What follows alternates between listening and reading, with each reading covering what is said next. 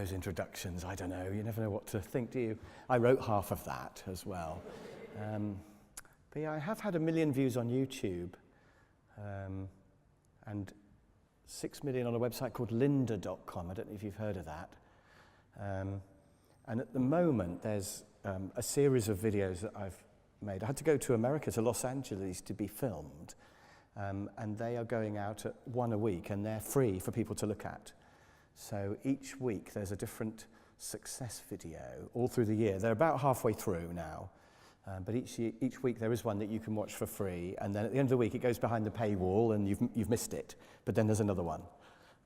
So every week for the next 6 months, if you go to LYNDA, that's lynda.com, you can see me all California'd up with a bit of makeup, and they make me look thinner and they make my teeth look white. It's great. So if you want to laugh at me on lynda.com, do have a look at that. Anyway, so Wally said, what would I like to talk about? What did I think would make a good subject for an epic talk? And I thought it's got to be success. So I'm going to talk to you about that.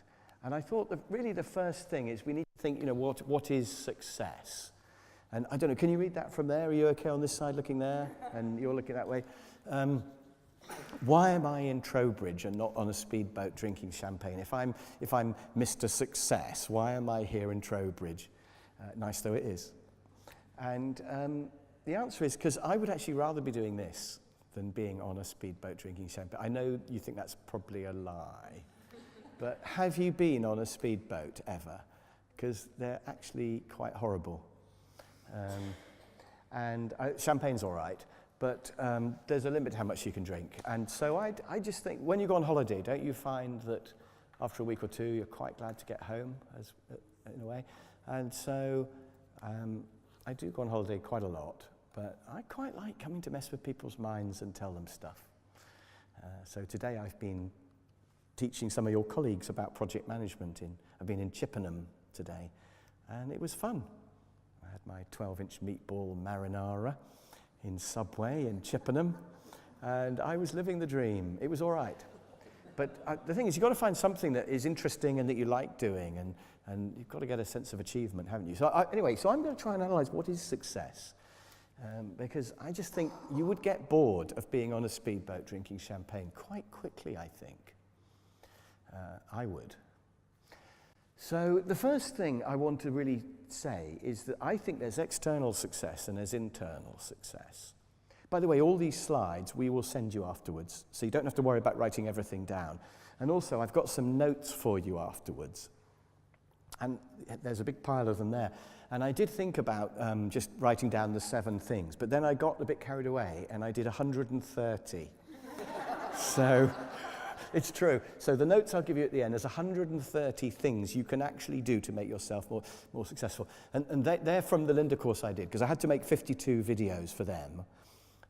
And each video has got 1 or 2 things you can do. So the 130 is the result of all of that work. So I hope you like my list of 130. And if there's just one thing on the list you think, I'm going to do that, that would perhaps make a difference.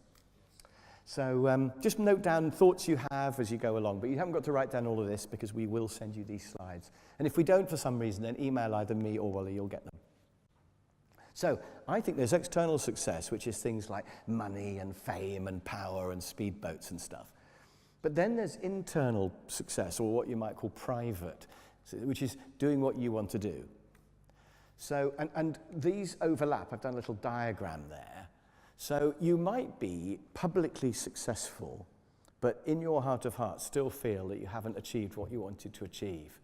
So I've put there, the CEO who knows they could have done more. I'm actually thinking perhaps about Barack Obama, how do you think he feels about Donald Trump undoing everything he's done? And whether or not you agree with whoever of those two, I think I know who I prefer. But the point is, does Barack Obama feel successful? Because clearly in public, President of the US doesn't get much bigger than that. But he probably feels he could have done more and has some regrets of different ways he could have done things. And there are lots of other people like, say, Robbie Williams or somebody who appears to have made lots of money, sold lots of records and to be successful. But actually, is he happy? And so I think public success is probably not enough. It's not the answer. But then you've got private success, and I've put on there, the artist or the fisherman who, maybe the fisherman who catches the fish he's always wanted to catch. He's managed to catch that 2-foot-long pike or whatever. And you might think he's not as successful as Barack Obama or Robbie Williams, but actually, he's succeeded on his own terms and he's done what he wants to do. Or the artist who's making paintings and loving what they're doing. Maybe that is what success is all about. And ideally, you would do both. It's great if you can do both, and that's what I've put on there. But if in doubt, I think the private success is probably more important. Do what you want to do. So I've been recording little bits of music on a 4-track tape recorder at home, and I haven't played it to anybody else. but I like it. And it gives me a feeling of achievement and makes me happy. So I think success could be a personal thing, and it could be whatever you want to do. And it might be to produce several really great children, for example, which I expect quite a lot of you have done. And, that's an achievement, isn't it? So it doesn't have to be champagne and speedboat. So we've got private and public success. That's the first thing I wanted to just put out there. The second thing is, what is the connection between success and money and happiness? And I Googled that, by the way. Nobody seems to really know. I mean, it's such an important question.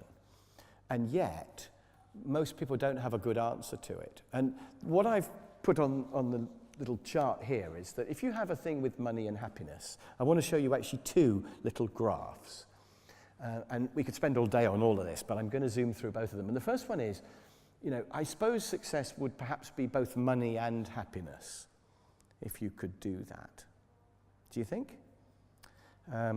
But the connection between money and happiness is quite tricky because they're not really linked. And I want to explore that a bit during this talk, because this talk is not about money. And I guess if you were trying to get to that point where you had both money and happiness, you could go in a couple of directions. You could start with happiness and do what you want, and then hope that you could somehow earn money by doing that. So you could do what makes you happy first, and then if you could earn perhaps, and I've deliberately not put that right up to the top, but reasonable amount of money doing what you love, then that would be one way to be successful. The other way, and so I've put there, the money might follow. The other way would be to start with trying to earn money, and then hopefully the money would make you happy. But what do you think about that? And I don't think that's such a good route to go, happiness following from money. And the reason I've put that, I've put you gain 10%, but it costs you 20%. And what I mean by that is, if you buy a bottle of wine that's twice as expensive, so let's say you're going to spend £6 on a bottle. No, but if you went from, let's say, 8 to 16 or something like that, will it be twice as delicious? And it'll probably only be 10% better. And in fact, there's a friend of mine who's a real wine buff, and we thought we'd better buy him a good bottle. So we spent about £15 on a bottle, and he went, okay, well, we'll have that later. And he put it on. And when I next visited him, I went down to his cellar. He's literally got a real cellar with wine in it. And there's a rack called Cooking. And my bottle from last time was on the cooking rack. It was the most expensive bottle I'd ever bought. And he had it on his cooking rack. And he spends like £70 on bottles of wine. And he sort of opens these ones really carefully. He pours it out through a sieve and all this. And I think it's less nice than the wine I would like. It's too heavy and too strong. And I don't really. But I think generally, if you spend twice as much on a bottle of wine, it might be 10% better. And if you get a car that costs twice as much, it'll probably be 10% nicer to drive. But the problem is, the money you have to earn to have that car or to drink that wine regularly will make you 20% less happy, because you'll have to pay a price to earn that money. So you'll have to work longer hours and have more stress and do more horrible things. And why do more senior people get paid more? And am I allowed to say the word? Because it's just their job is more, and that's why they're paid more. Because otherwise you wouldn't have to pay them more. Why do you have to pay Theresa May loads of money to be Prime Minister? And the answer is, because I wouldn't want to do it on normal money, would you? If I wouldn't do it on her money, I just think it's a nightmare. So you pay a price to earn the money. So if you've probably got friends who are relatively rich, and they have a house that's twice the size, and it probably makes them 10% happier to have that bigger house. But the price they pay to earn that money outweighs it. And that's my theory about why money doesn't seem to make people happier. And there's been a lot of research into this. And obviously, if you go below a certain amount, it makes you unhappy if you can't survive or whatever. But going above a certain amount, a normal kind of earnings, it won't make you any happier. And I think it's because the price you pay outweighs the benefits. So hoping that the money will make you happy is not the way to go. It's much better to go for the happiness and then try to earn a living, either doing that or doing something similar. And I'm going to come back to that because there are 6 strategies you could have for your career, and I'm going to show you the 6, which I made up. But, if anybody can think of a 7th one, I'd love to see it. I'm never sure whether it's good to make up a talk like this, by the way, because if it had all come from research and stuff, that would be quite impressive. But on the other hand, you would have seen it before. And I think it's my job to come up with some new things for you to think about. So I've made most of it up, and you've just got to decide whether you agree with me. But I hope that's all right. So that's one way of thinking about it, because I think success is probably a good combination of happiness and money, and probably more happiness than the money, but enough money. But the happiness is probably more important. Do you think? So the other diagram I want to show you, and by the way, the last thing I've just put in there is, if you do what you enjoy, I think you are more likely to be successful at it. So before I did this, I used to run factories for a living. It was mentioned briefly in the introduction. Can you imagine me running a factory? I mean, it's ridiculous. What was I thinking? And for about 15 years, I was in charge of 200 people making huge amounts of plastic and stuff, filling up the oceans and all that. And really, what was I doing? And then I sort of worked as a university lecturer, and I discovered doing this. And I'm much more suited to doing this. I found something that I really like doing. And I have been successful as a management trainer. So my diary is completely full, and it's great. And I do get that 94% or whatever it is people come, including Wiltshire, have booked me again, so that's great. And I think that if you can find something that you really enjoy doing, you will be successful at it. So the thing is to keep looking for that job that you like. And if you're doing a job you don't entirely enjoy, the search must carry on, obviously within the council. But you've got to keep looking for a job that you will enjoy. And that's really important. It was the best thing I ever did, was to chuck in my job as a factory manager and go and work as a university lecturer. And I halved my pay. I was on 44 grand 20 years ago running a factory, which isn't bad. And I went to 22 to be university lecturer at Bournemouth University. So I did put my money where my mouth was, but I just thought, I don't want to do this job forever. It's not making me happy. And happiness is more important than money. But if we could do both, that would really be success. Now, there's another way I thought would be interesting to look at this before we get on to my 7 things. And another way to look at it is to say that wouldn't it be good if we could achieve as much as we can and also enjoy ourselves as much as we can?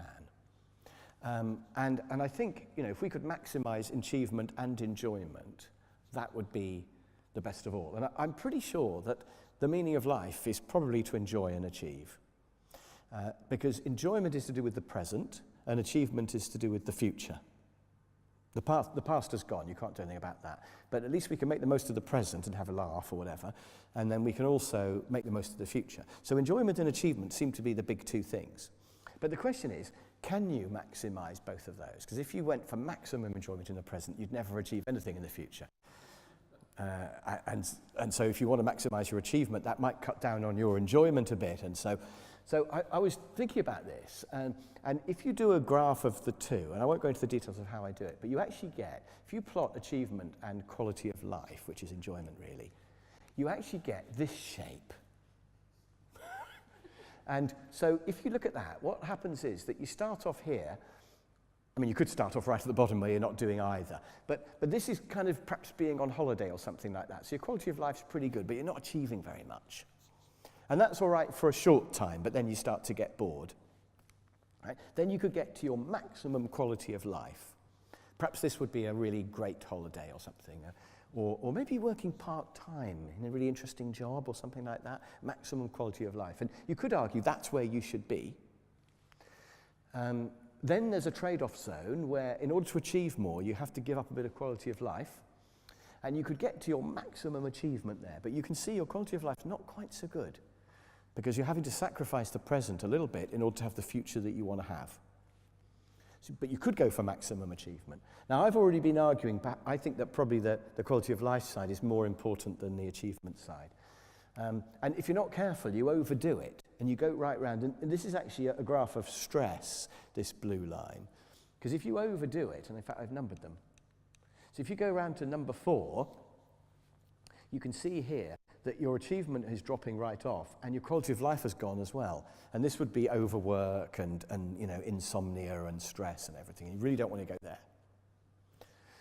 And in fact, if somebody is at 4, they could move across to 2 and achieve the same amount, but have a much better life. So instead of insomnia and overwork, they could just be sort of, you know, having a good time at number 2.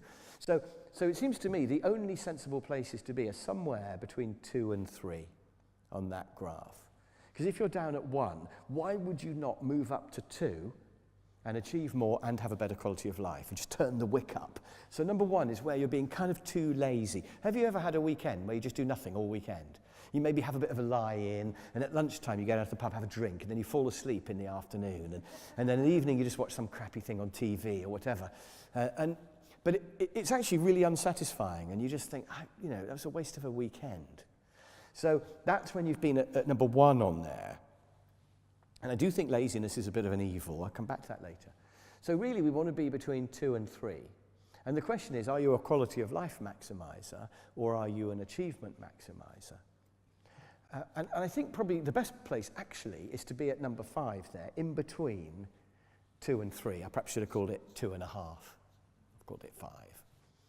Because the graph's quite flat on the top.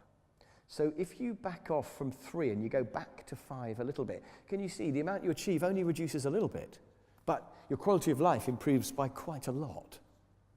And similarly, on 2, it's quite flat on 2. So if you go up to 5, you can see that you achieve quite a lot more for only a small sacrifice in quality of life. So it seems to me that probably somewhere around 5 is the best place to be. But what you don't want to do is go up to point number 3, or even to sort of 3.5, teetering onto 4, because that's going to make you unhappy. And I want to add one more little line to this little graph thing here, which is, where is time management in this?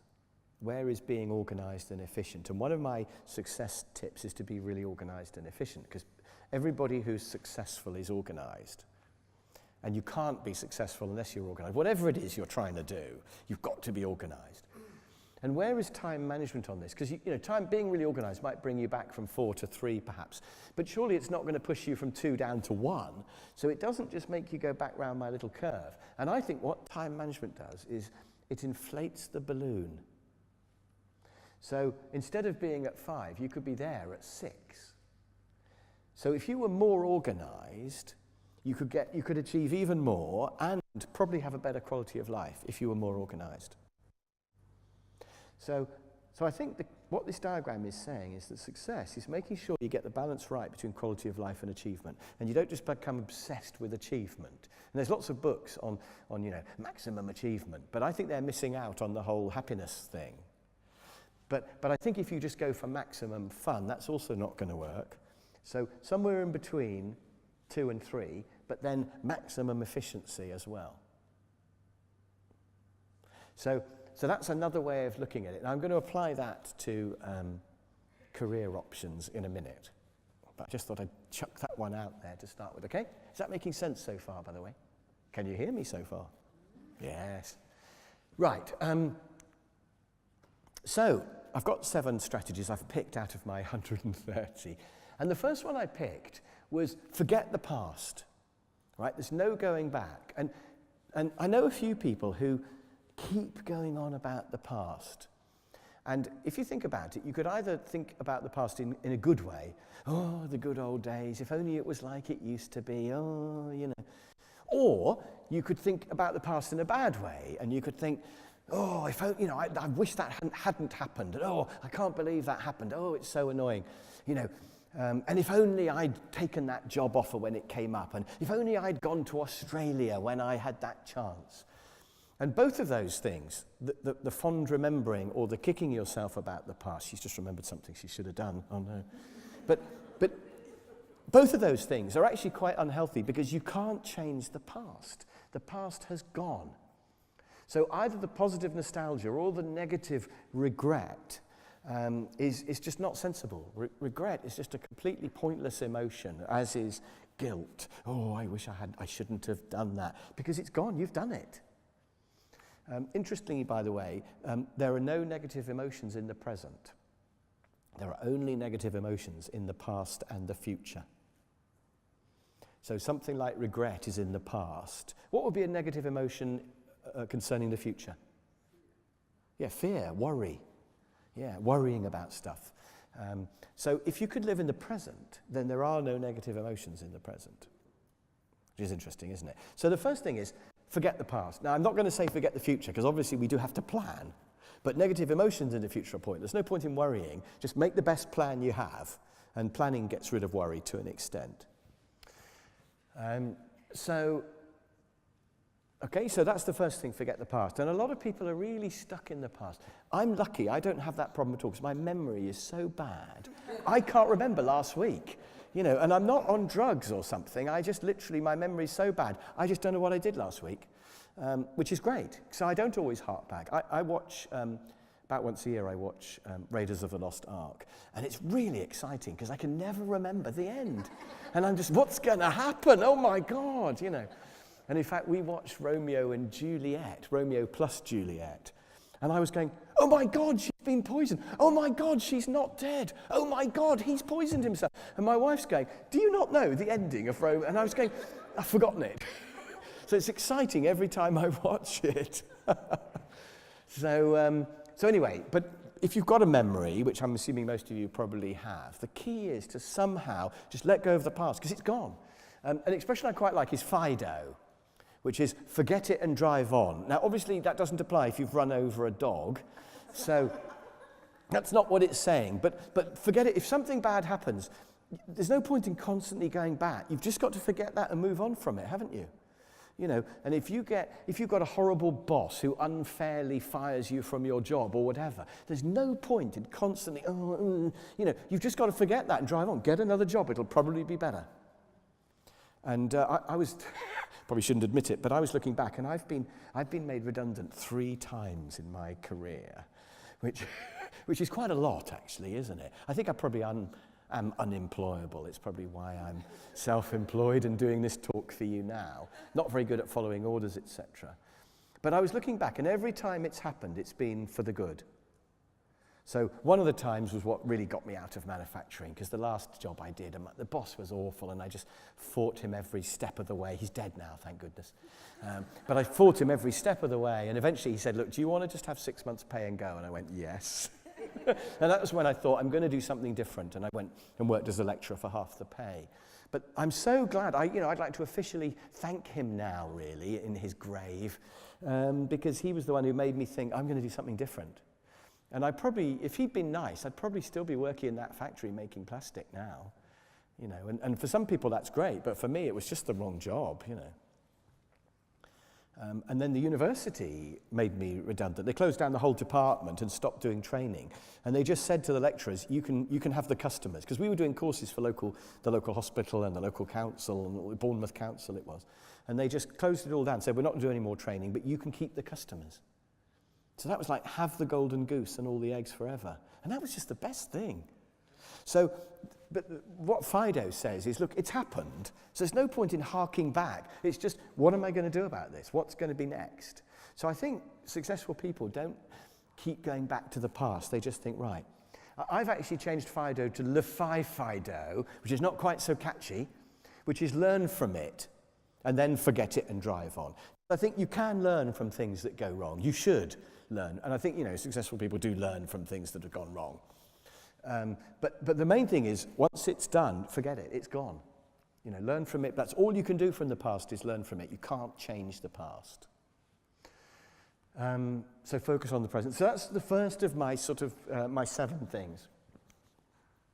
The second one, oh, this is huge really, is to have really clear goals of what you're trying to achieve.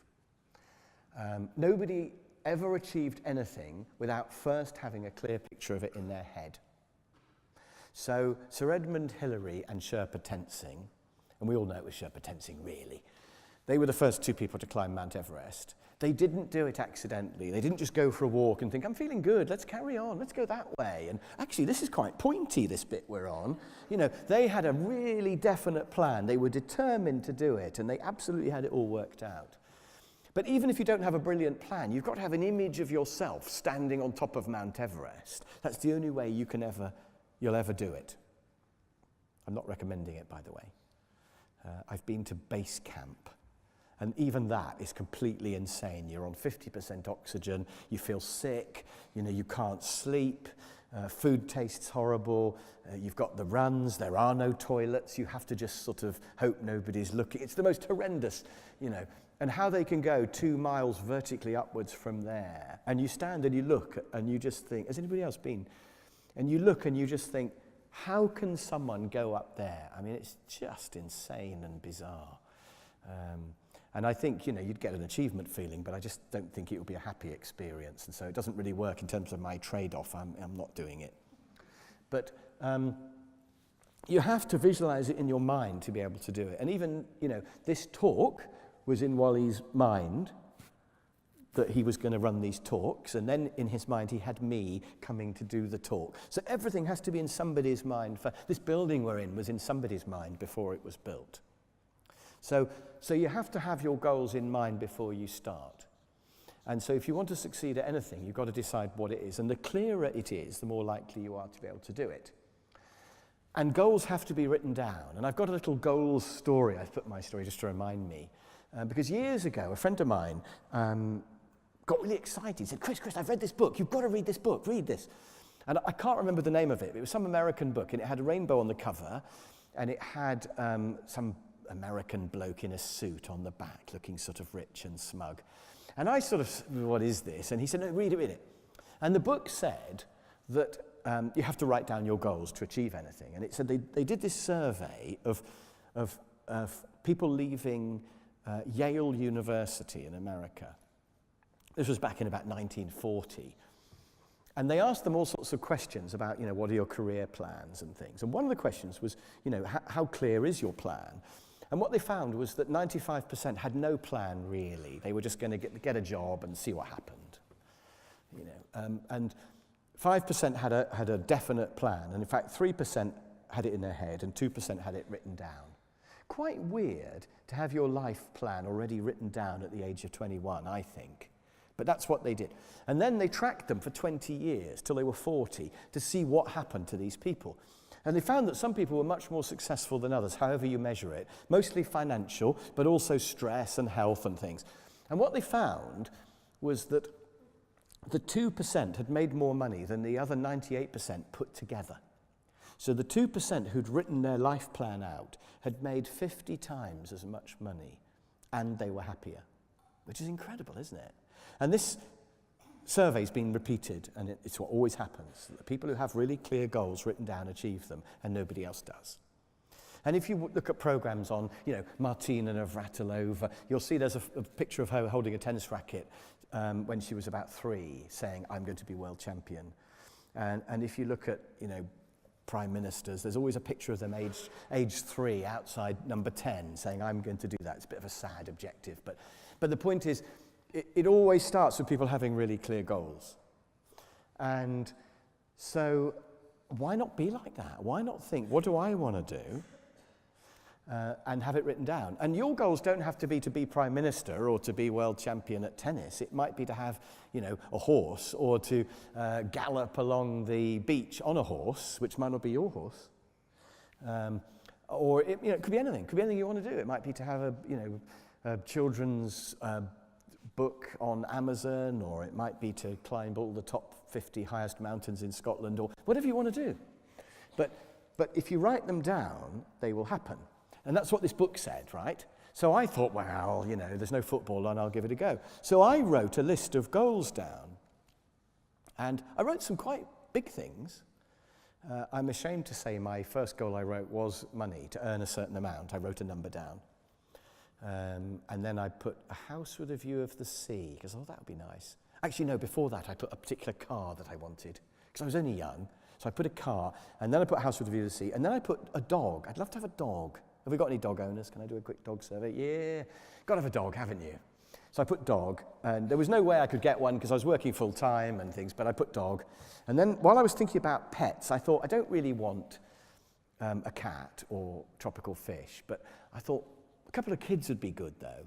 So I put 2 kids, boy and a girl. It's terrible, really. And then I thought, oh God, wife, I'll need one of those. And it's true. So the wife was actually after after the dog and the kids. They're not in that order now, obviously. And I carried on writing things, and I sort of put, to play the saxophone in a band, because I thought that'd be really great. And I just went, I was really on a roll then, and I put on to go on holiday here and here, and I just did this great big list. And the book said you've got to look at the list every morning when you get up, and every night before you go to bed. So why would that be? And I suppose it's to sort of ram it into your subconscious. And I did that for about a week, and then I got bored with reading the list. And I left it by the side of my bed, and it got lost, and I forgot all about it. And then about 3 years later, I was moving house.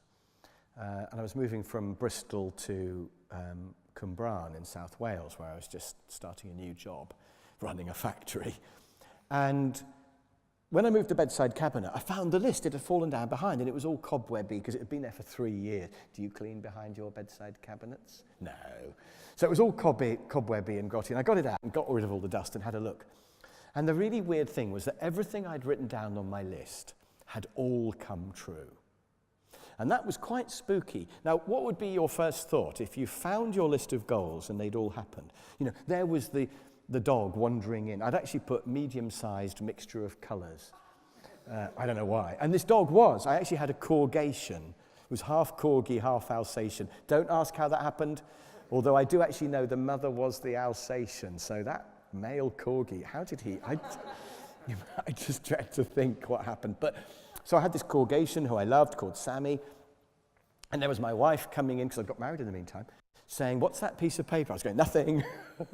And so what would be your first thought if you found your list of goals and they'd all happen? And by the way, I was being paid. For my new job, I was starting in Cwmbran. I was being paid exactly the amount of money I'd written on the piece of paper. And the job came with a company car, which was exactly the car I'd written down on the piece of paper. It was really weird. Even the colour and everything I'd put was exactly what came. And my first thought was, how does it work? Because I'm an engineer, I always think, how do things work? And my second thought, which followed along quite quickly after that, was, who cares how it works? Let's just do another list. And so my second list, I'd learned a lot from my first list, because my first list was quite materialistic, really. And I thought, that flashy car would make me happy, and it didn't. Well, I mean, the car made me 10% happier, but the job made me about 90% less happy. The job was a total nightmare. If somebody offers you a free car with a job, you've got to wonder what that job is, haven't you? And the job was a nightmare. So on my second list, I'd learned a lot. I put just 2 things. I put to do a job I really enjoy, and to only work 3 days a week. I thought, right, now we're going to test this list writing thing, because how can that ever work, Because I didn't really enjoy running factories. And running a factory, you can't do that for 3 days a week. I mean, that's a 6.5 day a week job. So I wrote that down, stuck it on my fridge. 3 years later, I found myself having moved from the guy who died to Bournemouth University as a lecturer. And working for Bournemouth University as a lecturer turned out to be a job that I really enjoyed, and it was only 3 days a week. Well, it was supposed to be 5 days a week, but most nobody. We had to do 100 days a week of 100 days a year of contact time. So that's 100 days a year of teaching students, and 100 days a year is really 3 days a week, isn't it? Approximately. The rest of the time you're meant to be doing research, but you mostly just get out of the beach. And it was actually, it was a complete DOS compared to running a factory. It really was. not sure if I should say that, but it was so easy compared to running a factory. So I remember thinking, oh my God, it's happened again. A job I enjoy 3 days a week. I can't believe this. The crackling, is it me? I don't know. I don't think it's me. No, it's not me. So I'm on my third list now, and it's big. Because I really do believe that whatever I write down will happen. And I've been thinking about why. Why does that happen? Why does goal setting work? By the way, can I do a quick survey? Has anybody here ever written down goals for their life? One or two, quite a few. And did they happen? Did you find, or did they at least half happen? Do you think more happened than would have? And if you're one of the people who didn't put your hand up, I really would urge you to try it. It's one of these weird kind of secret things that nobody knows about. In fact, there is a book called The Secret, which I think is about writing down your goals, isn't it? So I really would urge you to do it. And the reason it works is two reasons. I put on there direction and speed. Right? It's absolutely like setting a sat-nav in your car. If you set a goal to do a certain thing, your subconscious will think, okay, right, I'm going to do that. And what it will do is every day when you make little decisions, it will take you in that general direction without you noticing, really. And it's a very weak sat-nav. Half the time it gets it wrong and half the time it does nothing. But imagine if your sat-nav just made, 50% of the turnings correct and the other 50 were a bit random. You'd get there. It would take a bit longer, but you'd get there, wouldn't you, if you're going in roughly the right direction. So by setting a goal, you just tell your subconscious, get me in that direction. So that's the first thing. It tells you which way to go. Because a lot of people are just driving randomly through their lives. And if you do that, you'll end up at Ipswich. And you don't want to go there. Actually, is anybody from Ipswich? No, but the thing is, you don't know where you'll end up, and you may not like it. So it seems obvious to set your life sat-nav towards somewhere that you want to go. And it might be to have 20 kids, or it might be to have a cottage in the country, or I don't know what it might be. Or it might be to be able to go, to play golf every weekend. But at least think, what will make me happy, and have that as a goal. But the other thing is speed. And I think if you've got goals, you'll get there faster, because you'll be a bit more assertive and a bit more self-disciplined. So all your time wasters come from either you or other people. And to avoid you being a time wasting your own time, you need to be more self-disciplined. And to avoid other people wasting your time, you need to be more assertive. And both self-discipline and assertiveness come from having clear goals. So if you take, for example, I went to a talk by Steve Redgrave, the rowing guy. And he was telling us how he has to do this training. He has to row for 10 hours a day, every day. And at the end, I put my hand up and said, when we got to questions, and said, do you enjoy the training? What do you think he said? Do you think he enjoys the 10 hours a day? No, he said, I hate it. He said, it's boring and quite often painful. And I was thinking, why have you done that for 20 years then? But of course, what do you think makes him do that? Because if it was me, I'd think, actually, I'm not going to row. I've got a slight tickly cough, and donuts are good for that, aren't they? So I'll just go and I wouldn't do it. But every day he's there on the machine, and he's so self-disciplined, and it's because of the goal, isn't he? He's got to get that gold medal. And that's what drives him. He's got a really clear goal, and therefore he's disciplined. If he was just going to try and get good at rowing, then he just wouldn't bother most days. So that makes him disciplined and also assertive. What do you think would happen if he got to the gym and I was there going, sorry, Steve, I'm on the machine for the next 2 hours? Do you think he'd go, oh, all right? And I think he'd go, no, off, I need that. Because he's got to get his Olympic gold. He can't miss his training. And I'm sure there will have been times when he's had to be assertive to get into the team, or he can't go to his wife's parents' wedding anniversary or something. But, there will have been times when he's had to be assertive. So having clear goals will make you go faster because you'll be more self-disciplined and more assertive. So you go faster and you go in the right direction. And that's why writing goals down works. So that's my second success strategy. Have really clear goals. And your goals should be things you want to achieve and things that you like doing, both at home and at work. Now, most people's goals, if they have any, are to achieve at work and to enjoy outside work. But what I'm saying is I think it should be to achieve and enjoy at work and to achieve and enjoy outside work. So there's kind of 4 categories of goal. So what do you enjoy doing at work, and could you do more of it? By the way, if you could think of some part of your job that you really enjoyed and you said to your boss, I want to do more of this, how will your boss feel about that? Will it be a problem? No, I think it should be good. You know, I love programming C++. Can I do more of that? You know, I would hope that your boss would think, yeah, brilliant, you know. There must be, if there's parts of your job that you love, try and, when you have your appraisal, try and move the circle across a little bit towards the areas that you like doing. And you can't enjoy all of your job all the time, of course, but if you can do a bit more of what you enjoy, then that's going in the right direction. Right. Now, my third one, this is a bit quicker, you'll be pleased to know, than the first two, because I'm aware of time, we're all right. Strategy 3 is volunteer for stuff.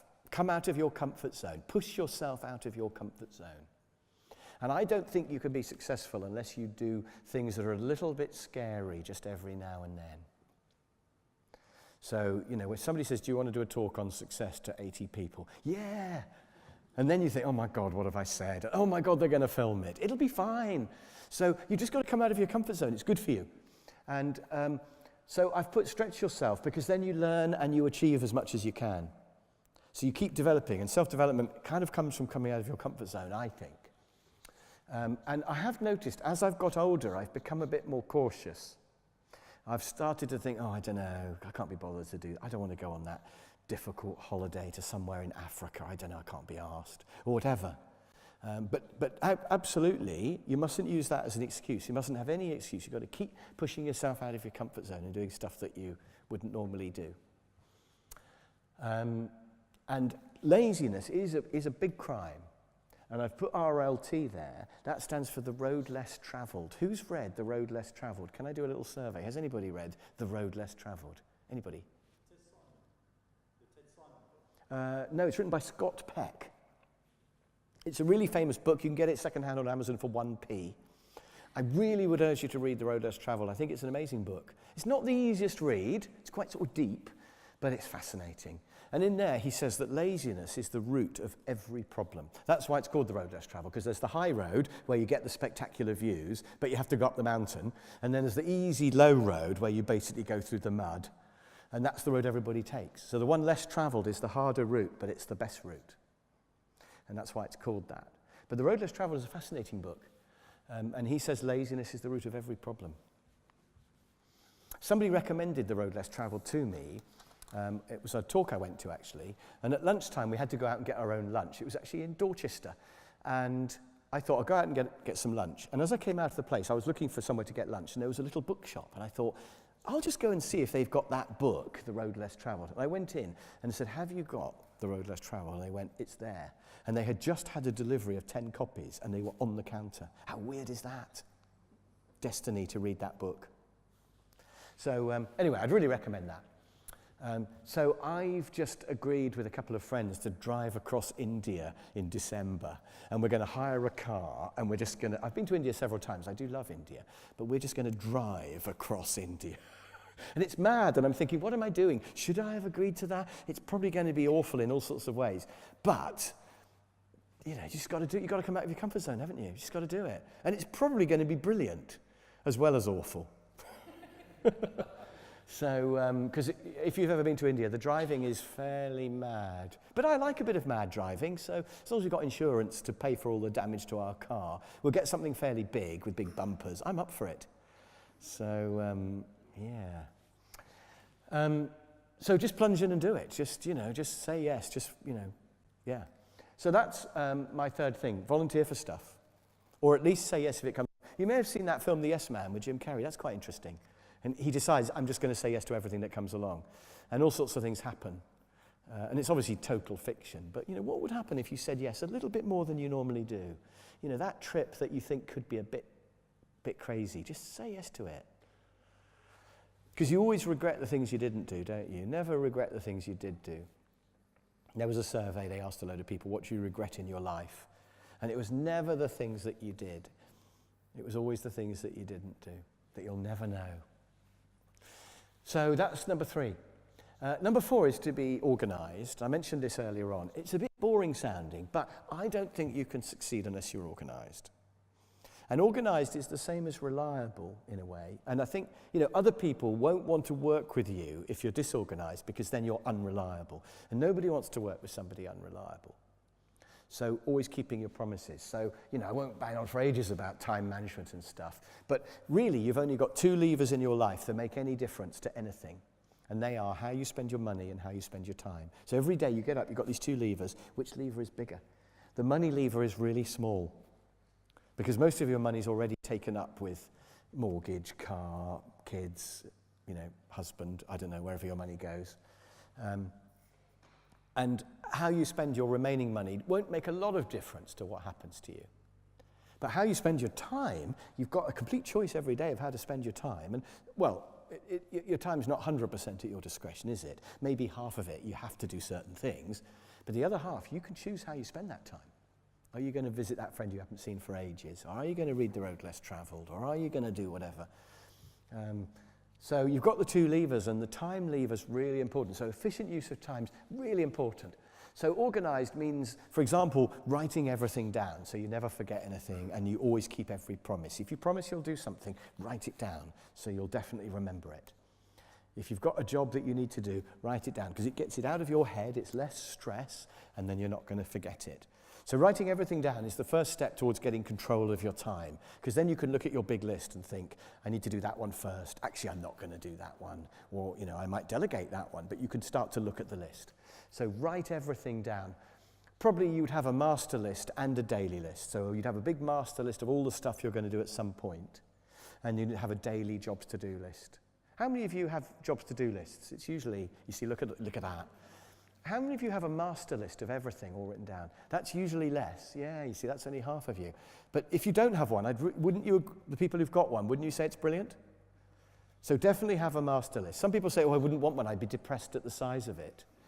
But actually, at least you know what you're up against then. It's equally depressing to not know the size of it. And when you do your master list, it's not that bad. And most of it is either not that urgent or not that important, so, it's fine. So I'd have a master list, I'd have a daily list, and I'd have a diary, obviously, with appointments and stuff written in. And those are really the 3 parts to your system. But that's part of time management. But I think you've got to have those things there. And always reply to messages and emails and things. So I've got some of my friends are just really bad at communicating. And, you arrange you're going to meet them, and then you send them a text, see you this evening. No reply. Are they coming or not? I don't know. You turn up, and there they are. You think, well, why didn't you reply? Well, I was coming, but it would just be nice if they could say yes. You've only got to type yes and send, haven't you? So just always reply to text, and I think always reply to emails. Obviously not spam, but every other email, I think you should always reply to just say you got it. Now, obviously, the conversation has to end at some point, but if in doubt, just reply to say, yes, that's a good idea, or message received, because people don't know whether the email's got there or not. So always reply to messages, and similarly phone messages, have a really good answer phone message which says I'll phone you back the same day, and make sure you do phone them back, even if it's to say no. And have a great footer for your emails that you send out. Obviously the council, you have a standard email, but for your own emails, you should have something that's got your phone number and perhaps your address or whatever that you send, so that if they need to ring you, they can. So you should have a nice set up a proper footer. If you don't know how to do it, ask an IT person. It's dead easy, and that will go out on the bottom of every email. Never say yes and then don't do something. That should be a rule that you have. It's incredibly annoying when people say they'll do stuff and then they don't. And I think that should be a rule for your personal life and your work life. If you say you'll do something, you should always do it. And that means if you're not going to do it, you have to say no, which is a little bit unpleasant, but it's good for you. So that's a rule I have. If I say I'll do something, I will always do it. And I think if you just have that rule, it probably puts you above 90% of people, just like that. Do you think probably 90% of people are unreliable? So if you say you'll do it, you'll do it. And I'll give you an example. I agreed with some other musicians to go and busk on Pool Quay and play music for charity, right? And we were just going to play for a couple of hours and just play some songs and collect money for it. And I said I would do it. I thought it would probably be fun and it's a good cause and stuff. And then when I got up that morning, the weather was quite, I don't know if you can remember rain. I hardly can. But it was sort of showers on and off, very grey sky and quite blustery. And I just thought, oh, I've got to do this stupid busking down on the key. There's going to be nobody there, and, my saxophone might get wet. But I thought, I've said I'll do it, so I'll do it. So I turned up. Only one other person turned up. All the others just thought, not going to do it. So they were all in bed or drinking champagne or something, and there was Muggins on the saxophone playing, and there was no public. We didn't make any money. It was a total waste of time. But the point was, I said I'd do it, so I did it. And I don't regret that at all, actually, because the person who organised it now knows I'm that sort of person. And also, I know I'm that sort of person. So I think if you say you'll do something, you've got to do it. And I think you should always have that as a rule. It should be kind of a habit that that's how you work. So never say yes and not do it. And that's part of being organised, I think. And I also, it's a bit weird, I've sort of put that to be organised, it's important to appear organised. Because people will judge you by appearance, and whether you get promoted in your job or not will depend on whether people think you can do the next level up. So if your desk is always tidy and you are quite reasonably smart looking, and you always turn up on time, you always deliver stuff on time, people will think, oh yeah, well she's good, yeah, I reckon she could do a director's job because she's easily doing the current job. So you should always be friendly, always be smart, and appear trustworthy, whatever that means. And I think the main thing is to not have anything that's going to worry other people. So you just want to be kind of normal looking, sort of ordinary looking in a way, really. But the main thing is if you're on time and organised, then people are more likely to want to work with you. Right, so anyway, that's a bit about number 4. Now, I just thought, while I'm on number 4, I would divert slightly into career strategies, achieve and enjoy. So I've been thinking about this quite a lot, and here's a crazy graph. Now you'll get a copy of this, so you can look at this. So I've got inputs and outputs, okay? So these are approaches to life. And by the way, if you want to find out what you are, you can do my animals quiz. If you just Google Chris Croft animals quiz, you can just answer some little questions. It'll tell you which one of the 6 animals you are. But so you've got the inputs, which are, do you have clear goals, which I've been talking about, and are you efficient, which I've been talking about, okay? So you can see that if you don't have goals and you're not efficient, you might be a kangaroo, or you might be the tortoise down the bottom. You don't want to be the tortoise. And the difference between the kangaroo and the tortoise is that the kangaroo is not achieving anything, but he or she is having fun bouncing around. Whereas the tortoise doesn't have goals, isn't efficient, isn't achieving anything, and is miserable as well. And they've just accepted their life is and that's it. And I just have to go to work, and I've got a horrible boss, and I've got a horrible husband, but, what do you do? And I'm just going to live with it, and, that's the tortoise. You don't want to be the tortoise. The kangaroo isn't bad. The kangaroo, or hedonist, is actually at least having fun. Then you might have no goals, but be efficient. Now, what's going to happen? And the answer is, you'll be the greyhound, zooming really fast round in circles, going nowhere on the track. I live in Poole, and there's a greyhound track, and one of the greyhounds escaped. And it just went straight on, and it went through the stands and out through the door, and it just went on. It ran for about 20 miles. Nobody could catch it. It was just... But normally, they just go around in circles endlessly, and you don't really want to be the greyhound. But the problem is, if you don't have goals, what are you going to use your efficiency on? So there's a risk of the greyhound. If you do have goals, but you're not efficient, then you'll be the koala. Because you'll have goals, but you won't achieve them because you're not efficient. And that will make you unhappy. So you could be a koala. But ideally, you'd have goals and be efficient. Because then you've got somewhere to go, and you're going to get there. But you can still fall at the final hurdle and be the goat, which is where you have goals and efficient, and you achieve quite a lot, but you forget to have fun. And it could be that, for example, some of the very senior people at Wiltshire Council could be mountain goats, going up the mountain really successfully, but do they have enough fun? That's the question. I hope they do. I hope they have fun at work in their meetings and have fun outside work as well, but who knows? So there is a risk of being a goat, but ideally you would be the soaring eagle who has goals and is efficient, and therefore they achieve and enjoy. Which is, that's what success is, really. In fact, I should have had that as my finishing thing, shouldn't I? But anyway, I haven't finished. So if you want to know which animal you are, I mean, you might already know from just, do you have goals and are you efficient? But you can do my little quiz. Just Google Chris Croft 6 animals or animals quiz, and you can try it. Just type it in and see what you get. Okay, so that's a way of looking at it. Now, so you might think, having listened to all this so far, you think, right, I'm going to find a job I love that's easy and well paid, and I don't have to work too hard, and I can have lots of spare time for my personal life and my family, and retire early. And that's a great plan, except it's impossible. And I've been thinking about career strategies and looking at my friends and stuff, and this is something that, you know, I wish I'd known about when I was 20-something, because I think there are 6 career strategies, and here they are. I don't know whether you can read that. I might have to put my glasses on for this bit, actually, and see if I can see it. So, the top 2, the red and the orange, are the self-employed strategies. I'll just get them out the way first, because you're all probably employed. You don't all work for the council, though, do you? I think some people are just in this room. But the self-employed ones, the red one is to sell off a company. I've got some friends who are doing that. They've built up a company. Their plan is to sell it off for millions. What do you think? Good plan? If you can do it. Now, I've got 2 arrows coming out. My little graph here, can you see I've got money and happiness, which I mentioned earlier? And I think it's not brilliant for happiness because it's very stressful and you have to work really hard. But in terms of money, it could go either way. You could make millions or you might not. So it's risky.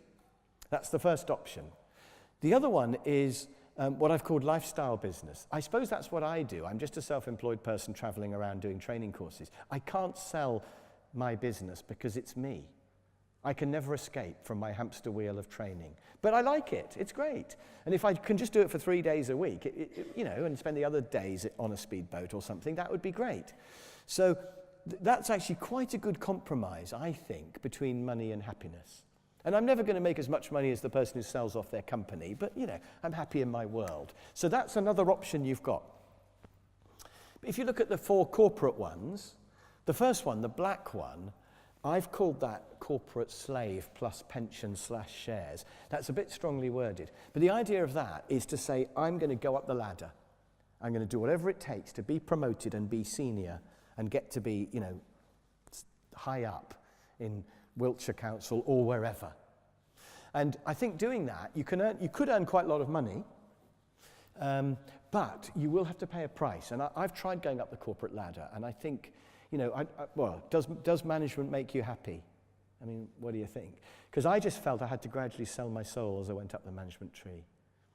And I just think some people find ways to do it, and I have got some friends who are doing it and enjoying it, but for me, didn't really work for me. But it's an option you've got, and I'm not really judging any of these options. They've all got pros and cons, haven't they?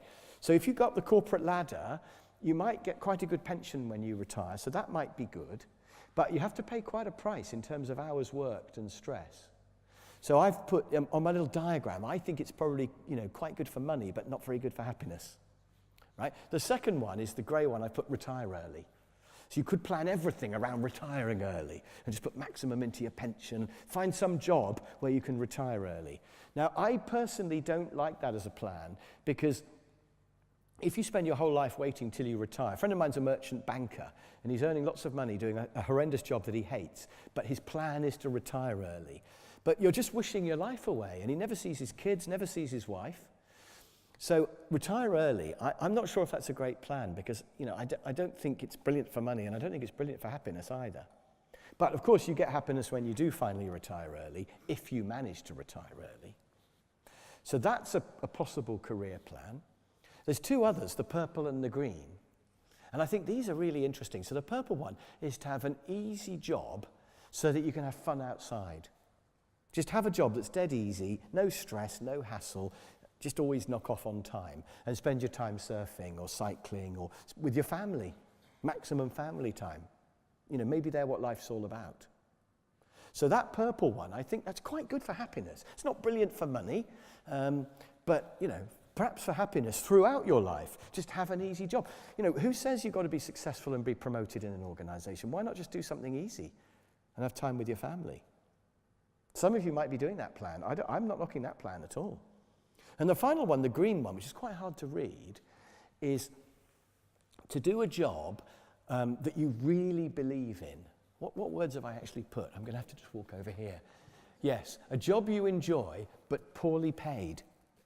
So this might be third sector, or it might be doing something for the council that you really believe in. And it may not be brilliantly paid, but it's a job that you get a lot of satisfaction from. And so I think that might be the best one for happiness, but it might be the worst one for pay. But you've got to spend 5 days a week doing your job. So, maybe it is a good idea to do a job that you really believe in. And that's the other option. So I think those are the only 6 career options that I've been able to think about. We'll have questions at the end if you want to ask more about that, or if you've got another way. So I've ended up doing the orange one, but I mean, I'm probably not as happy as the person who's doing, say, dog rescue, because I'd love to do that, because I love dogs. But it's so badly paid that I just don't know. And actually, would I be happy doing that, or would I get sick of the smell of dog poo? I mean, I don't know. So I've ended up doing the orange one, but each to their own. So there are some thoughts. Now, I want to just say, just going back to my animals briefly, that whatever life strategy you go for, whether it's the job that's easy or something you really believe in or going up the corporate ladder, but whichever one of those you go for, you still want to make sure you've got a clear goal for it and that you do it efficiently. And you still want to make sure that you achieve as much as you can. And if you're going to, do a third sector job, you still want to make sure that you achieve as much as you can in that job, don't you? And you still want to make sure you enjoy it. If you're going to go up the corporate ladder, you still want to enjoy it. So my animals apply to any of those 6. Initially, I hoped the 6 animals might map on to the 6 career strategies. But unfortunately, I don't think there's a correlation. Although the greyhound possibly is a little bit... the mountain goat perhaps is the going up the corporate ladder one a little bit. I'm going to ponder that a bit more and write an incredibly successful book or something, I don't know. At the moment, it's just too hard. Right, so I need to get on. I've got 2 more, or possibly 3 more. There are 3 more, aren't there? Things I want to cover. And number 5 is the people you associate with. And I think a big success factor is the people who you mix with. So a lot of people just go down to the pub and drink with their friends who just moan about how they hate their lives. And that's not good for you. They will bring you down. So associate with positive people. Most people will tell you can't do it. Suppose you have a dream to emigrate to Australia and run a bicycle shop. What will your friends in the pub say? Oh, you don't want to do that. Oh, no, it's terrible in Australia. They've got flies and it's much too hot. And anyway, you'll never do it. Bicycle, and actually what they should be saying is, yeah, you can do it. You ought to do it. You could try it at least. But I think, most people won't encourage you to chase after whatever your dream is. So something I would really recommend is set up what's called a mastermind group. A group of people where you meet regularly and hold each other to account.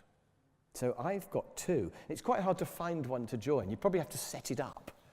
So I've set up one, which is my marketing curry, where we meet up and have a curry, and we talk about, we're just trying to work out how to get our websites better, and why doesn't anyone read my blog, and how can I sell more books, and should I put a call to action on my YouTube videos, and we've all got stuff we're doing on that and comparing notes, and that's fascinating. But I've got another one, which I call my millionaires curry. There's a common feature with these. And I've got about 5 friends who are all millionaires, but I'm not. And so my plan is, I hope that some of them will rub off on me. So we meet and we'll talk about what we're doing. And they laugh at how small-minded I am. They say, you should invest 20 grand in that, or you should have an agent, or you should do a tour of America. And I'm thinking, I don't know. But because they think really big, it's good for me. So we meet up every now and then and just compare notes on what we're doing. And I ask them about, should I do this or that? And that's fascinating. I've learned a lot from them. So I've got 2 mastermind groups that I meet up with. So you just get a group of positive people, just, 5-ish, and meet up every now and then and compare notes. That's called a mastermind group, and that's something you could definitely do. And the other thing I've put for number 5 was have a friends audit. So why not do a list of all your friends and have a little spreadsheet, and just have a category of ones who I don't like anymore I'm going to get rid of, and just leave it in the photocopier, And then ones who are fine, and ones who you'd like to see more of. You know, the ones who really inspire you, the great friends. Because I bet you've got some great friends who you never see. And so wouldn't it be good to just think, I'm going to spend less time with them and more time with them, and I'm really going to make an effort to see those. I did a little thing a while ago where I did a list of my friends, and I thought, how often per year do I want to see them all? Because some of them I'd like to see once a week, some I'd like to see once a month, some I'd like to see once a year, etc. And they live a distance away, and just go and see them once or twice a year. I added it all up, and it came to about 500 weekends a year. And I realised, I've only got 50, I can't do this. So I'm going to have to cut some people out completely, or make them once every 10 years, or just Christmas card only, CCO. And I think it's an interesting idea, isn't it, to just think about your friends and which ones do you want to spend more time with, and make an effort to really make that happen. Because otherwise a year can slip by and you don't see your favourite friend. So I just thought I'd put that one in there, friends audit. Right, zooming on to number 6 of 7. And this is also about people, but not friends, but just contacts generally. Make an effort to meet people. There's a direct correlation between success and how many people you know. So the more contacts you've got, the more successful you will be. And I guess that's because more opportunities come from people. I think it's obvious in a way, isn't it, that the more people you know, the more likely something is going to come. And even if your success plan is to borrow somebody's horse and ride along the beach, galloping along the beach on a horse, the more people you know, the more likely that there is to be somebody who says, I need someone to exercise my horse, or I've got a friend who's got a horse that needs to be exercised. So contacts. So connect with everybody you can and keep in touch with them. And I do send out a tip of the month. How many of you get my tip of the month? Can I do a little survey? Speckling through. If you don't get my tip of the month, should they get my tip of the month? Yes. But it is a way of staying in touch with lots of people. So, that's partly why I do it, but it's also kind of fun. So, and I want to get to 20,000. I'm on 18,000. I just want to get to... So if you want to get my tip of the month, put your email on the bit of paper when you go out. And it will arrive free forever, and it will never repeat. Not bad. And I do put quite a lot of effort into it, because it goes to 18,000 people. But the main thing is everybody you meet, collect them in some way. I got talking to somebody at a networking do. He had a really spectacular tie. And I got talking to him about his tie. And I said, that's a really nice tie. He said, thank you, I made it myself. And I thought, weirdo. But I sort of remained calm and said, really? Tell me about it. And apparently there's a shop in Bristol. You can take in any picture, and they'll make it into a tie for you, printed on silk or whatever. And so we talked about ties. It turned out he's got 200 ties. He's a complete tie freak. But we chatted about that, and I discovered towards the end of the conversation, he's the HR director of Bristol Council. And he said, oh, by the way, I need someone to do some training. Give me your details or whatever. And that led to a huge amount of training. I did, I think probably 100 or 150 days of training for Bristol. Thousands and thousands of pounds came from this conversation with a bloke about his tie. A really nice guy, actually. This was a few years ago, and I think he's retired now, but I hope he's not dead. Really nice guy. So, if somebody's got an interesting tie, get talking, because you never know who they're going to be. You never know what's going to lead to what, do you? And in fact, I only ended up doing training because my next door neighbour brought the paper round, and he said, I know you're working at that factory that you hate, but look at this. There's a job advertised in the local paper for a lecturer at Bournemouth University. And I said to him, well, I can't do that. I don't have a teaching qualification. He said, you don't need that to be a lecturer. No, you've got a degree in engineering. Look, they want someone to teach operations management. You could do it. And that was my next door neighbour, who I don't even like, brought the paper out. And that changed my whole course of my life, because I applied for that job and I got it. So you just never know. And I've been doing these training courses on lynda.com. So, and that all came from a friend of mine has got a son who is in a rap combo called Voodoo Trash. Don't Google them at work. Quite shocking, some of their songs. But anyway, I got chatting to Jolien, who does this rap. He's actually a full-time musician. He's trying to survive. And he makes personalised raps for people, for your birthday or whatever. And I said, could you do a project management rap? And he went, well, I suppose. So I wrote all the words for a project management rap. The chorus is, make a plan before you start, always have a Gantt chart. But anyway, and so I made this rap, and it goes granularity, break it down, and things like that. And And I stuck it on YouTube, and lynda.com, which is this huge, important website, saw it. And then they emailed me and said, we're looking for someone to do project management videos. Would you be interested? And I'd never heard of them. And I sort of said, well, how would that work? And they said, well, you've got to come to Los Angeles and be filmed. And I was thinking, oh, I don't want to come out of my comfort zone, but I thought, well, I've got to, haven't I, really? And I sort of said, well, would I get paid? And they went, yeah, quite a lot. So I went, I'm there. So within a few weeks, I was on the plane to Los Angeles to be filmed. And I was totally terrified. And in fact, you can see on that first video that I can tell, looking at me, that I'm actually totally terrified. And they stuck faces all around the camera so that I would think I was talking to a group of people. And they gave me a pen to hold. I'm clutching onto this pen as I talk about project management. And they were going, oh, Chris, you're a natural. We've got to get you back. And I just thought, that's just American bullshit. But they did ask me back, and I've been there 10 times now being filmed. I've done 20 courses.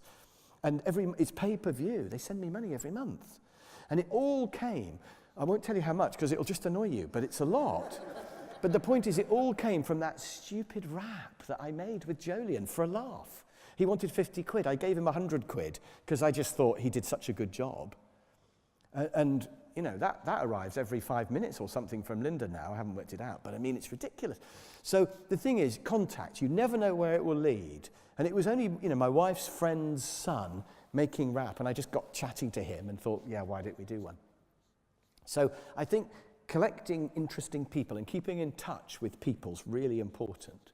And everybody is a potential friend, and everybody is potentially interesting. And I've put also, help them if you can, because we're not talking about using other people. The important thing is, if you can help other people, then they'll help you. So it feels good to help them, but also they'll help you. And who knows where it will lead. So I partly did the rap with Jolyon just because I thought he needed the 50 quid, really. And I never thought it would go anywhere. So you reap what you sow. And I don't think you can be successful if you just think about yourself and how can I make money. You've got to help other people first. But if you do something that other people want, then they'll pay you for it and it'll all be good. Right, just going to zoom on to my final 7th strategy. And this one is to be a great listener. And I just think you probably all know somebody who talks too much. And they just rabbit on about themselves the whole time. And don't be that person. And somebody told me ages ago, don't talk about your successes, because all it does is annoy people. And don't talk about your problems, because if you tell people about your problems, apparently 60% of people don't care, and the other 40% are glad. Now, I don't know if that's true, although I am secretly glad when my successful friends tell me about a problem they've had, I think, year. But, you know, I'm a bad person. So, but the point is talking about yourself. What's the point? People don't want to know. They're not interested, actually. They want to talk about their favorite subject, which is themselves. And this was a big thing that I learned. So if you're talking to somebody else, don't talk about yourself at all. Just talk about them. And just say to them, how are the kids? And if somebody says to you, you know, how are your kids? Don't go, oh, well, funnily enough, you know, little Johnny's got a grade A or whatever, because then they're just going to hate you. So just say, oh, yeah, little Johnny's fine. What about you? I mean, is little Timmy out of prison yet or whatever? And just turn it round and ask them. Or if they say, what's your new car like? Say, oh, yeah, it's great, but what about you? What have you got at the moment? Always just turn it round. How was your trip to France or whatever? Don't go on to a big vomit about your holiday. Just say, yeah, it was really good. What about you? Got anything planned? And make it a game to not talk about yourself at all. And then there'll be all sorts of benefits. So what are the benefits of being a good listener? Well, firstly, you learn stuff. You find out about the holiday they've been on, which is much more useful than reliving your trip to France yet again, which you already know about because you were there. So you'll learn more if you ask them stuff. You'll be liked, because they'll like you because you make them feel important by asking them questions and listening to them. You won't cause offense by stepping on a mine, because if you're telling them stuff, there is a risk they might not like something you say. But if you're asking them stuff, you can't go wrong, really. And also, in a more subtle way, you're controlling the conversation, because when you're asking them questions, you're steering where it goes. So you can say, what are you doing in your spare time mostly these days? And if they say, oh, I'm really into golf, you can either say, really, tell me more about that. Or you can say, okay, and apart from the golf, what else are you doing? So you've got a choice of whether you want to drill down into the world of golf, haven't you? So you're controlling it when you ask the questions. So influencing, it also comes from listening. Because if you want to persuade somebody to do something, you have to find out where they're at. You know, what do they value, what do they want, what do they believe? So you have to find that out before you can persuade them to do what you want. So if there is something you want from them, you still want to be a good listener. In every situation, you want to be a good listener, really. So listening is my strategy number 7. I've put in an extra slide there just to say there's a thing called the questioning funnel, where you start with a big open question like, you know, where do you work? Or what do you do in your spare time? But then the key is the probing questions, where you say, tell me more about that. And why do you like doing that? And, you know, then what happened? And how did you feel about that? So, you know, there's a friend of mine, he's just got one probing question he uses, which is talk me through it. He goes, oh, golf, talk me through it. Oh, Wiltshire Council, talk me through it. And then the person just tells him more and more. And they go, well, you know, this is quite good except for this because the boss is a bit funny. Really, a bit funny, talk me through it. And all he says is talk me through it. And he finds out so much stuff. So the key is really to be good at the probing questions. Start with an opening question and then lots of just probing questions. And the other person will be happily talking to you about their stuff. They won't realize that what you're doing. And a really good way to make it feel like a conversation is on the right-hand side there, I've put question, answer, comment. So if you just do question, answer, question, answer, question, answer, it does feel a bit like interrogation. But if you do question, answer, comment, it feels like a conversation, but it's not. So if I said, what do you do in your spare time? And you said, oh, I'm really into golf. Before I asked my next question, I would put a little comment in. So I'd say, really? Yeah, I've always wanted to get into golf. I've just never had time. So whereabouts do you play? And they say, oh, I've just joined that new golf club just along from Parley, you know, next to the crossroads. And I can say, oh, yeah, I've seen that. Yeah, I've driven past there. It looks nice. What's it like? So I put a little comment like, I've seen that. And then I go, what's it like? So they think it's a conversation, but actually, I'm just pulling information from them. So I'm learning, and they get to talk about their favorite subject, so they get to feel good. So we all win. So question, answer, comment. And it should really be that you're only talking 10% of the time, and they're talking 90%. So if you walk away from a conversation, and you've got your own voice ringing in your ears, you've failed. The objective is to walk away with their voice ringing in your ears and that you've discovered some things about them. So this evening, when you're out with your friends, don't talk about yourself at all. You're not allowed to say the word I. You've just got to say, tell me about that. Tell me more about that. Really, then what happened? Oh, yeah, I know what you mean. So then what happened? And just keep, you know, a little comment. Well, you're allowed to say I in the comment, but then another question. So being a great listener is my 7th one, but I think it's really, really important. So being a great listener means that you learn from people. And by the way, learn from books as well. I mean, I think, you know, books have got some great stuff. Self-development, really important. And then be willing to act on what you discover as well, willing to change. Anyway, so I just want to sum that up by saying those are the 7 things I picked. Don't go back to the past. Have really clear objectives. Volunteer for stuff. Be really organized. Associate with positive people. And even maybe have that mastermind group. Maximize the number of contacts and be a great listener. And I was thinking, that spells Novacle, which is a really great way to remember it, isn't it? But then I realized, look, you could have volcano. You could have the volcano of success if you change the order around a little bit, you know, which is a thought. Although I just picked kind of my favorite 7 from the big list of 130 that I've got for you. So what can you do after this? Obviously, immediately after this, you can ask me questions for a few minutes. I'm not in any hurry. I'm going to Exeter next because I'm working there tomorrow. But I've got Thursday and Friday off. And I am actually going to be on a boat on Thursday. So yeah. I'm playing on a band on a boat. How good is that? You hate me now. I should have told you that. But I sort of thought there were 4 things you could do after this. One of them is get a copy of the slides. And actually, you don't have to email me, because I think we're going to send them out. But you can email Wally or me if you don't get them. Find out which animal you are. You know, you've got to do that. And chriscroft.com, go there and click on the blog. Or just Google Chris Croft animals. You should find it.